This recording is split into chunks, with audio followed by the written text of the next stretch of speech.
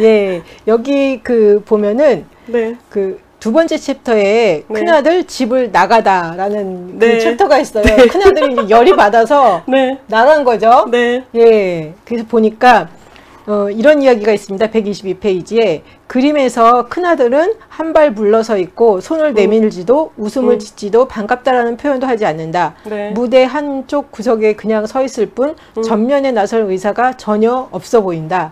그림에서 큰아들이 버티고 있는 한 탕자가 돌아온 사건을 감상적으로 해석하는 것은 불가능하다. 네. 그렇죠. 큰아들이 저렇게 딱 버티고 있는데 와 저거 막 정말 너무 아름다운 장면이다 그러기에는 큰아들의 그 저 눈빛이 예, 너무 네. 따가운 것 같아요. 그러니까요. 큰아들의 마음에 무슨 생각이 떠올랐을까? 예, 우리가 아마 지금까지 했던 이야기들이 떠오르지 않았을까? 그러니까요. 예. 감시하는 거, 눈 보세요. 되게 예. 집중해서 보고 있거든요. 뭐 해주나 내가 쳐다볼 것이다. 이런 느낌? 작은 아들도 네. 아버지 품에 있지만 눈치 고개가 보지 살짝, 않았을까? 그러니까 고개 살짝 돌아가 있는 거 보이세요? 예, 눈치가 엄청 보였을 것 같아. 그랬겠죠. 참.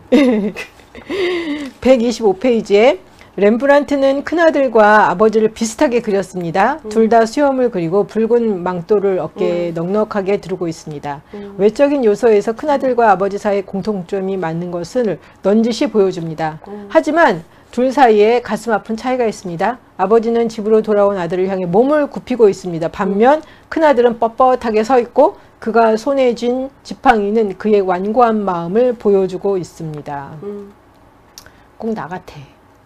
저 같아요. 우리 같아요. 예.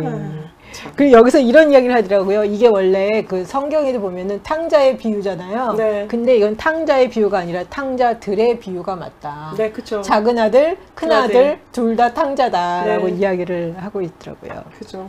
예. 맞아요. 예. 127페이지에 이런 얘기가 나오는데요. 헨리 나우엔이 스스로를 대견하게 생각하며 남들도 칭찬을 아끼지 않는 순종하고 효도하는 삶이 때로는 무거운 짐이 되어서 나를 짓눌렀다. 이게 그 헨리 나우엔의 고백입니다. 네. 순종과 효도는 짐이 되고 섬김은 종살이로 변질된다. 이걸 보면서 어느덧 교회에 사역하고 하다 보면은 네. 처음에 기쁨으로 하다가 나중엔 정말 이렇게 된다. 너무 좀 비참하다, 안타깝다라는 생각이 들었어요. 그죠. 예, 어떠셨어요? 저는 사실은 이 부분을 보면서 이제 뭐 교회 현장에서도 사실 저희들은 큰아들이잖아요. 그쵸. 대부분 이제 큰아들로 살아가는데 억울함이 많죠. 억울함이 많고 되게 이제 그 속상함도 많은데 근데 저는 근데 그 생각을 해봤어요. 사실은 이 그림을 보고 또 큰아들이니까 늘 억울한 거예요. 근데 늘 억울해. 늘 억울하죠. 제 인생도 늘 억울한데 그 보면서 이제 그 생각을 했어요. 이번 주 이제 묵상을 하면서 어제 저희 이제 경건회를 하는데 제가 그 말씀을 했거든요. 잃어버린 양에 대한 비유를 가지고 했어요. 잃어버린 아들에 대한 부분이잖아요. 이 두 본문을 계속 묵상을 한 거예요. 근데 차이가 있는 거예요. 잃어버린 양에서 한 마리 찾아올 때 나머지 양들은 성질내지 않았거든요. 양들을 받아줬구나. 그쵸. 다른 양들은 아직 91마리는 받아줬단 말이에요. 네. 별 말도 없었어요. 그리고 잔치를 베풀었을 때 모든 사람들이 기쁨으로 잔치를 했잖아요. 근데 이 아들은 한 명은 삐지고 한 명은 수용을 당하고 하는 모습을 봤잖아요. 왜 그랬을까? 차이는 사람하고 이제 동물의 차이인데 마음의 차이인 거잖아요. 아, 그러네요. 마음이 있느냐 없느냐, 마음이라는 것은 이제 감정에 대한 부분이니까요. 감정이 있느냐 없느냐에 대한 부분인데 그거를 생각하면서 이 생각이 들었어요. 우리는 사실은 작은 아들이 나쁘다라고 얘기하기도 하고 마지막에 아버지가 권했는데 그 잔치 자리에 뭐 안 들어가겠다라고 얘기했던 큰아들이 나쁘다라고 얘기를 했는데 한편으로 저한테 욱 하면서 올라오는 생각이 큰아들처럼 있으면 어때? 이런 마음인 거였어요. 지금 당장은 안 받아들여지는 걸 그냥 그 마음이 저는 사실은 들었었어요. 그래서 그래도 괜찮겠다. 왜냐면 어차피 탕자의 아버지는 넓으신 분이시거든요. 그리고 모든 걸 다 받아주시는 분이시잖아요. 큰아들이 마음이 저렇게 상해서 그냥 저 이제 불꽃과 같은 눈동자로 저 아이한테 뭘 해주나 쳐다보고 있지만 저 아들도 마음이 녹으면 계속적인 아버지의 액션이 있으면 녹을 거 아니에요, 사실은. 녹고 나면 저 아버지 또한 받아주겠다라는 확신이 들면서 큰아들처럼 해도 괜찮겠다라는 생각이 뜬금없이 들었어요. 아버지가 네. 큰아들한테 사랑한다고 얘기를 한다고 그래가지고 큰아들의 마음이 녹을까요? 사랑한다라는 얘기 가지고 녹지 않을 것 같아요. 근데 이제 변형의 순간이 필요한 것 같죠. 만남의 순간이라고 저는 표현을 하고 싶은데 작은 아들이 그 반신반의를 하면서 찾아왔는데 아버지가 사실은 저걸 이제 신학적으로 봤을 때는 늙은 저런 아버지가 뛰어간다라는 것은 이스라엘 풍습에서도 맞지 않다라고 얘기를 해요. 그런데 맨발로 거의 뛰어가잖아요. 버선발로 뛰어가서 아들을 안는 모습. 근데 작은 아들도 사실 유산을 요구했을 때는 아버지를 제대로 만나지를 못했던 거죠. 그냥 자기의 이제 영화와 욕구를 위해서 원하고 나갔는데 돌아올 때는 혹시나 하는 마음으로 돌아왔잖아요. 근데 저 순간에 제가 봤을 땐 작은 아들과 아버지는 만남의 순간이었다 생각하거든요. 나를 종으로 받아줘도 사실 작은 아들은 만남에 있었을 거고요. 근데 종이 아니라 아들로 받아줬잖아요. 그렇죠. 근데 큰 아들은 아까 선생님 말씀하신 것처럼 같이 살았지만 아버지를 몰랐다. 네. 만남의 순간이 없었다라는 거죠. 네. 근데 언젠가는 큰아들에게도 만남의 순간이 있지 않을까라는 생각이 저는 들었었어요. 얘야, 내가 가진 게 다 네 거 아니니 네가 누리면 된다. 이거 가지고는 안 될 안 것 되죠. 같아. 왜냐면 이미 감정이 상했거든요. 아니면 감정이 우리가 또 다른 방법 중에 하나는 감정이 막 올라오면 아무 얘기도 들리지 않거든요. 내가 이게 아니고요. 내가 당신을 걱정해서 이 말 자체도 안 들린단 말이에요. 근데 감정이 내려가고 나면 괜찮지 않을까. 근데 이제 그러려면 이제 큰아들이 어느 정도 이제 성찰 능력이 있느냐의 차이이긴 한데 큰아들이 성찰이 좀 떨어진다 한들 저렇게 폐륜적인 아들이었던 동생을 받아주는 아버지의 모습을 깨닫는 그날이 되면 만남의 순간이 이루어지지 않을까라는 생각이 근데 들었어요. 왜 이렇게 큰아들의 입장에서 보면은 답답한지 모르겠어요. 답답해서 한숨이 자꾸 나오죠. 네. 큰아들의 입장에서 작은아들을 보면 열받게 안 받고 마음이 너무너무 답답하고 그쵸. 힘들고 맞아요. 아버지도 용서가 안 되고 맞아요. 아들도 용서가, 저 작은아들도 용서가 안 될 것 같아요. 맞아요. 그건 당연하죠. 왜냐면 나는 내 인생 자체가 너무 억울하거든요. 본인을 위해서 살지 못했기 때문에요. 왜 누가 너보고 네 인생 살지 말라 그랬냐? 막 이러면 더 짜증나죠 이제. 그럴 것 같아요. 근데 보면 차이가 있는 거예요. 작은 아들은 자기 인생을 살았어요. 호랑방탕하게 살았지만. 아, 그러네? 그럼요. 지가 하고 싶은 거 다 하고 왔잖아요. 돈 네. 타국에 나가서 돈 쓰고 여자 만나고 뭐 파티하고 다 살았잖아요. 그래서 저 아들은 더 편하게 다가올 수 있었던 거예요. 큰아들은 아무것도 못했거든. 그러니까 일만 자기대로 했거든. 살지 못했잖아요. 그러네요. 일하는 것도 사실 자기의 열정을 위해서 있었으면 이렇게 어렵진 않았을 거거든요. 그건 거죠. 내 인생을 그러네. 사느냐, 네. 누구를 위해서 사느냐의 문제가 이 탕자의 비유에서는 좀 강하지 않나? 라는 생각을 했어요.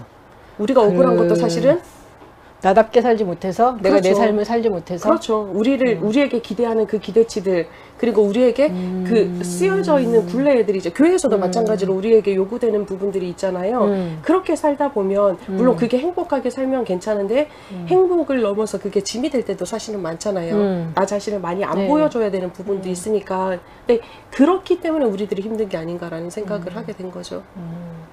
정말 욱 하고 그죠? 예, 저도 맞다리여가지고 그쵸. 그냥 이렇게 스테레오타입으로 이렇게 어른들의 눈에 보여야 되고 그 다음에 네. 이제 저도 이렇게 바른 생활로 사람들 눈앞에 좀 잘 보이고 싶은 마음이 강해서 네, 굉장히 맞아요. 스트레스 받고 힘들게 음. 산 것 같아요. 네, 그러게요. 저도 근데 그런 것 같아요. 어제 밤늦게 제가 계속 이렇게 책을 보다가 네, 그 왜 모세가 네. 하나님한테 그렇게 물어봐요. 아니, 만약에 사람들이 나보고 누가 너를 보냈냐 그러면 내가 뭐라고 합니까? 그랬더니 거기에서 보면은 나는 나다. 예. 이렇게 얘기해. 나는 그래서 다른 책 어떤 책을 봤더니 그렇게 나는 나다라고 이야기하는 그 신이 네, 너한테 네. 나를 보냈다라고 해라. 네. 그래서 이게 나는 나다, 나는 나다. 이거를 요즘에 계속 여기저기에서 좀 많이 봐요. I am that I am. 네. 그래서 이게 뭘까? 근데 거기에서는 그런 이야기를 하더라고요. 구약 시대에는 다 이렇게 집합적인 그 사람들이고 구조였다는 거죠. 네네. 근데 거기에서 나는 나다라는 거는 나라는 거지. 맞아요. 집합적인 그 집단이 아니라 나로서 독생. 예, 맞아요. 예, 개인을 말을 한. 그래서 모세를 통해서 하나님이 나는 나다라는 거를 너가 나는 나다라는 것을 보여줘라 하는 그것이다. 그래서 이게 도대체 무슨 말이야? 알 듯 말 듯 하다가 그런 생각을 들었어요. 아, 결국은 어떤 집단이나 이스라엘 민족 그렇게 가는 게 아니라 나는 나다. 그러니까 나는 나로 살고 너는 너로 살고 그 자체를 보여주는 건데, 결국 보면 이게 지금 말씀하시는 거 들어보면서 나는 나다라는 게 나로 살라는 거 아닌가. 네, 맞아요. 맞아요? 맞는 것 같아요. 저도 동의해요. 예.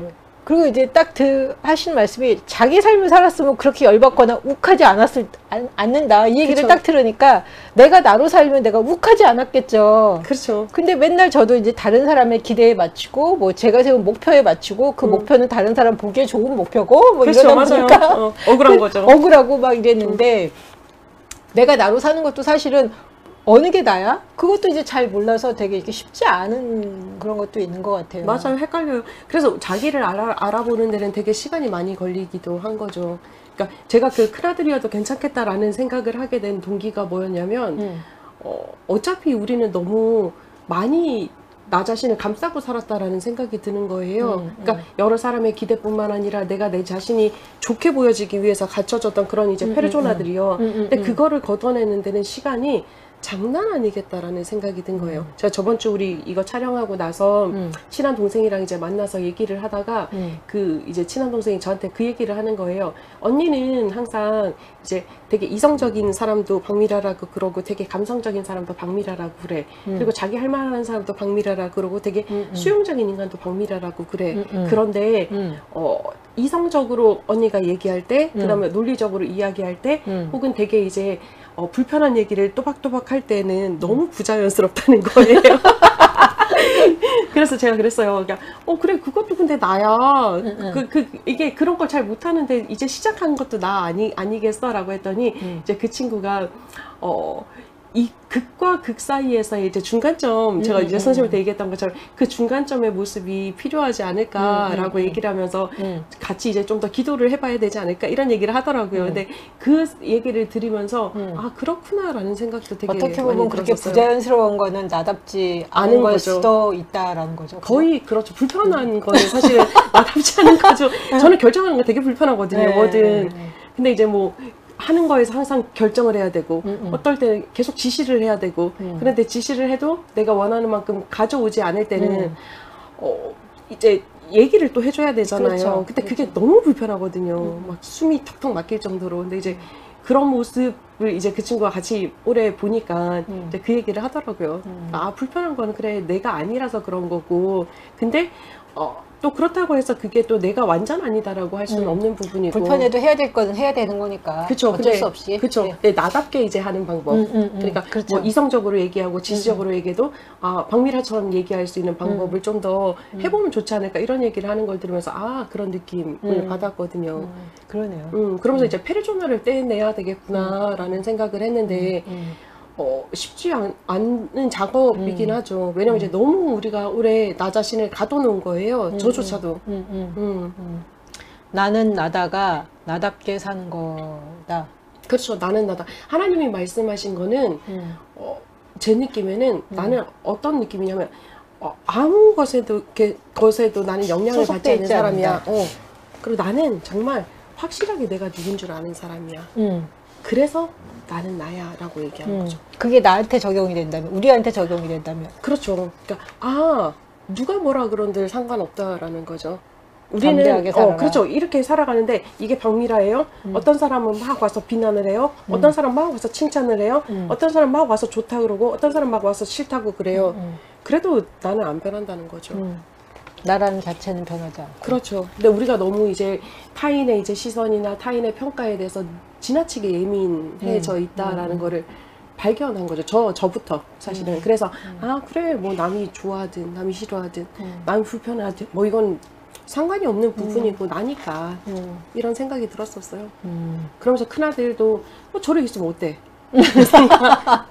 좀 자기는 이제 속이 터지고 우라병이 생길 수도 있겠지만 저 기간도 어쩌면 필요하겠다라는 생각인 거예요. 선생님 말씀 중에 작은 아들은 지 하고 싶은 대로 자신의 삶을 살았다. 네. 근데 큰아들은 자신의 삶을 살지 못했기 때문에 억울하다. 이게 저한테 굉장히 좀 들리네요. 예, 네. 들려요. 예. 예. 네. 또 제가 이렇게 책을 보니까 129페이지에서 130페이지 이런 이야기들이 나와요. 큰아들의 탈선은 분별하기가 어렵다. 왜냐하면 그 자리에 가만히 있으니까. 네, 맞아요. 지키면서 열심히 사니까. 맞아요. 이게 탈선했으면 이렇게 뭐 딱 선로를 이탈해서 딴 데를 가야 되는데 그것도 아니고 집에 붙어가지고 지 할 일은 하고 있잖아. 그렇죠. 그게 딱 제 모습이거든. 네, 그렇죠. 맞아요. 근데 속은 완전히 다 뒤집어져 있고 난리가 난 거죠. 겉은 몸은 지키고 있는데 저는 근데 사실 최근까지 뭘 중요시했냐면 자리를 지키는 게 어디냐.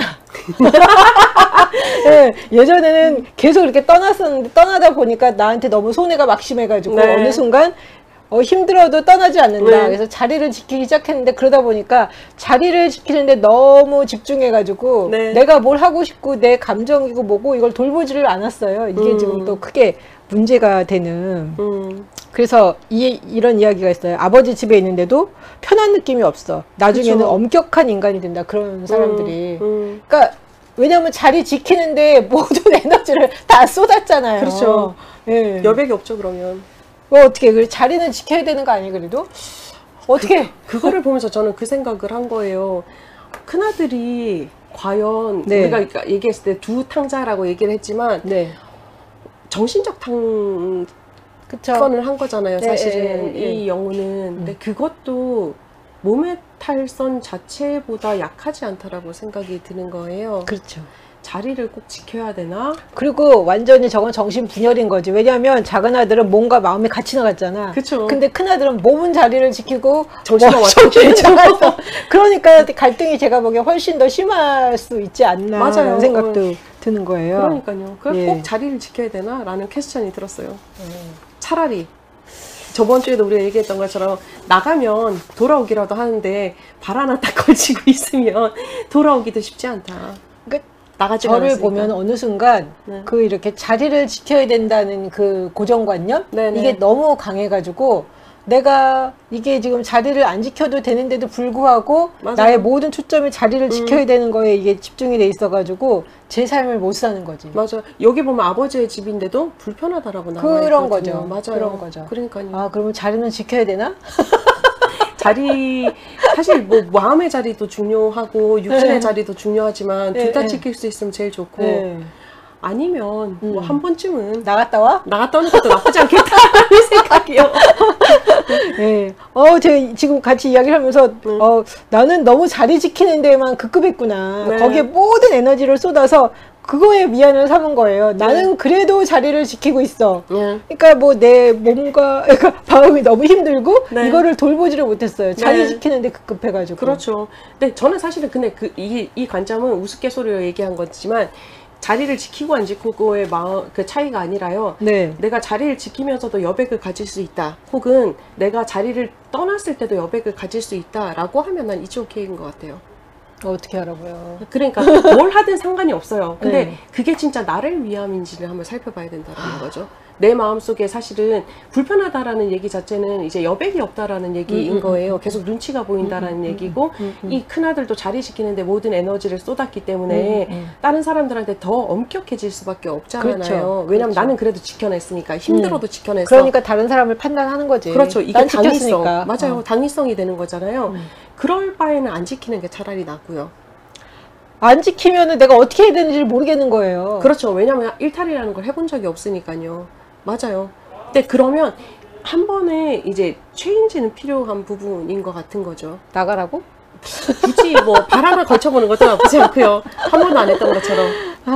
저의 삶을 보면 약간 이렇게 극적인 것 같아요. 맨날 나갔다가 네. 나가서 계속 손해를 보니까 작은 아이들로 살다가 네. 야 이거 너무 손해가 많아.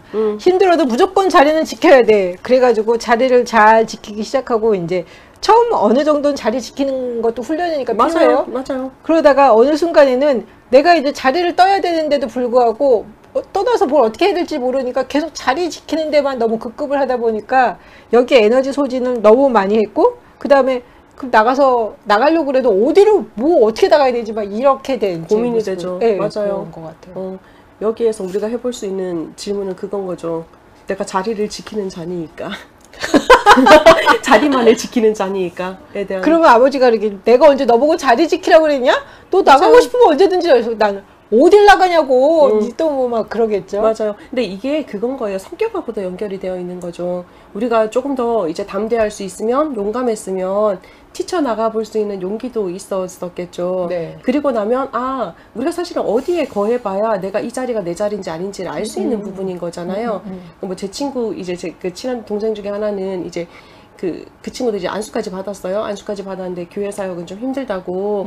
그래서 뭐 CGV 야간 그 영화관 닦는 알바 뭐 이런 것까지 했어요. 한동안 하더라고요. 그러니까 전 되게 신기했거든요. 그게 얘는 되게 신기하네 그랬는데 어느 정도 하다가 이제 못하겠다 그러더라고요. 그러면서 이제 그 친구 하는 말이 언니 이 자리는 내 자리가 아닌 것 같아 라고 표현을 했어요. 그래서 단순히 근데 그게 육체적인 힘들만이 아니라는 거예요. 자기가 할 곳이 아니다라는 걸 깨달았대요. 그래서 그게 저는 되게 부러운 소리로 들렸었어요. 그래서 자기 자리로 돌아왔어요? 아니면 자기 자리를 발견하기 시작했어요?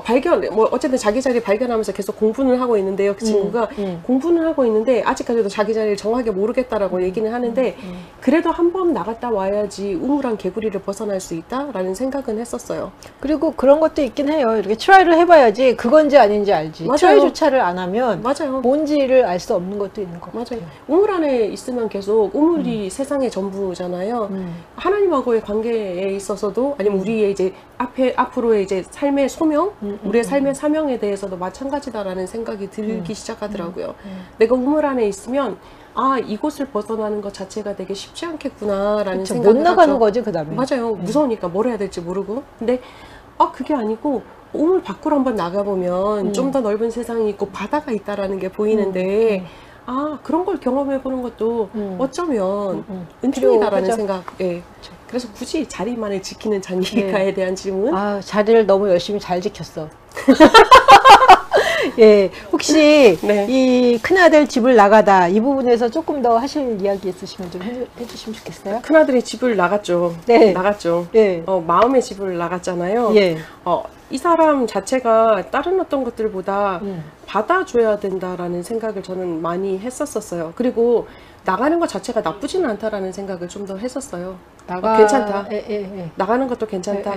그리고 사실은 보면 열심히 산 것이 문제가 되는 건 아닌 거예요. 아까 그렇죠. 말했던 것처럼 누구를 위해서, 무엇을 위해서 열심히 사는가가 가장 큰 문제인 것이고 그것을 바라볼 줄 아는 관점이 필요한 것이 아닌가라는 생각을 했었어요. 그리고 나면 이제 저 그림의 저 큰아들하고 아버지 사이에 이제 심리적 간극이 조금 더 가까워지지 않을까라는 생각을 했고요.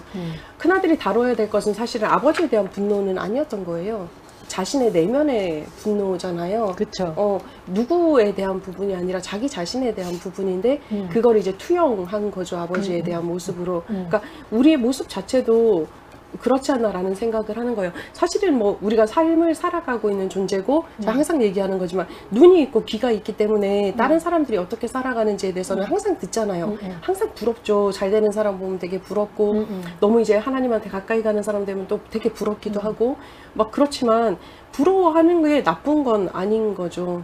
부러워하되 그 부러움을 내 속에 내면화시켜서 내재화시켜서 나 자신의 가치를 떨어뜨리고 아니면 나 자신의 자유를 억누르고 살면 그게 이 큰아들이 느끼는 그런 감정이 될 수밖에 없겠구나라는 생각을 했고요. 그러면 진짜 나 자신을 잃어버리고 사는 것밖에 안 되겠구나라는 거를 깨달았었어요. 근데 뭐 사실은 솔직히 말하면 이제 고민이 되는 건 그건 거예요. 자존감에 대해서 다루는 부분인 거잖아요. 큰아들이 자기 자신을 위해서 살았다. 그래서 나 자신에 만족해서 살았다라고 한다면 이 마음이 없었을까?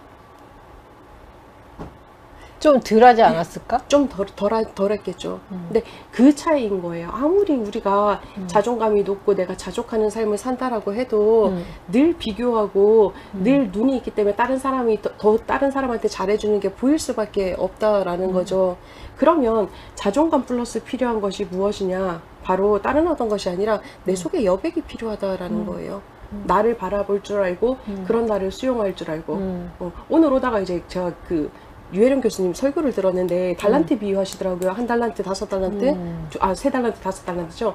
하는데 그 얘기를 들으면서 그런 생각, 놀라운 걸 한 가지 발견한 게 있는데 주신 만큼 찾는다는 거죠. 네? 주신 만큼 찾는다는 거예요. 난 버텨볼 건데 받은 거 없다고?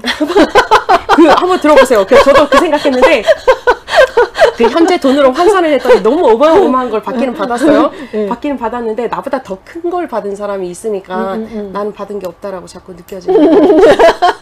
그런데 이제 감사할 건 무엇이냐? 나한테 하나밖에 안 줬기 때문에 하나 이상 원하지도 않으신다. 근데 그것도 사실은 좀 기분은 나빠요, 솔직히 말하면.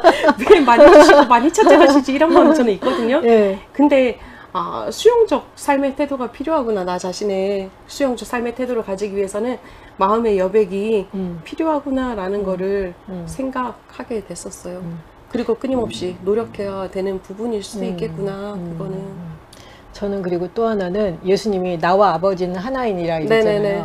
그게 나와 아버지는 하나이니라. 이게 뭔가 뭐 계속 이렇게 그래도 이제 왔다 갔다 하는데 전 네. 저 그림에서 무슨 생각이 들었냐면 네. 작은 아들이 아버지 앞에 완전히 돌아왔잖아요. 네. 돌아오면 작은 아들이 쑥 아버지 안으로 들어가는 거야. 그쵸, 맞아요. 그러면 그냥 네. 아버지가 되는 거잖아. 맞아요.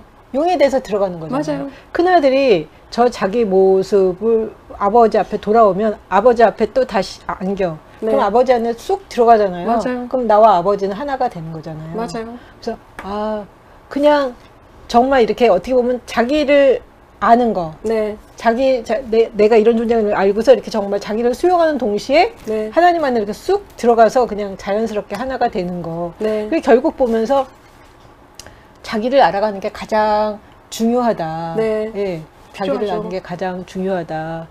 그래서 제가 뭘 해봤냐면요. 작은 아들 입장에서 아버지 제가 너무 잘못했어요. 아버지 제가 돌아왔어요. 제가 품꾼으로라도 저를 써주시면 너무 고맙겠어요. 그리고 아버지한테 갔는데 아버지가 나를 너는 내 아들이라고 품어줬어. 그래서 내가 아버지 안으로 쑥 들어갔어. 그랬는데 또 이제 아버지 입장에서 보니까 그렇게 찾아온 아들은 뭐 이렇게 야단치 보니까 그래 너는 역시 내 아들이야 이러면서 쑥 아들을 네. 받아 안아. 네. 그래서 그냥 하나가 되는 거더라고요. 맞아요. 네. 그래서 제가 이제 무슨 생각이면서 내 안에 어려움이 생길 때마다 나를 그 두 가지 입장에다 놓고 같이 이렇게 보면 이게 정말 이렇게 하나가 되겠구나. 아들의 입장에서 아버지한테 가고 아버지가 아들을 또한 받아들이고. 네. 예. 놀라운 경험이에요, 그죠? 네, 되게 좋았어요. 그래서 진작 이렇게 내가 이렇게 자리를 옮겨봤으면 훨씬 나았을 텐데 이런 생각을 좀 해봤어요. 네, 2장에서 큰아들 집을 나갔었는데요. 네. 그렇게 집을 나갔다라는 건 언젠가는 또 집에 돌아온다는 얘기잖아요. 그럼요. 예, 네. 그래서